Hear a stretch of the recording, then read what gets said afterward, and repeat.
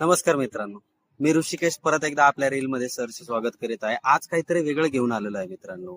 आपण दिवसभर जे उन्हामध्ये फिरतो वगैरे, धूळ वगैरे आपल्या चेहऱ्यावरती बसती, ज्याच्यामुळे आपल्या चेहऱ्यावरती डाग, वांग, फुंसे, पुरळ, फुटकुळे अशा प्रकारे भरपूर काही साईड इफेक्ट होऊ शकतात.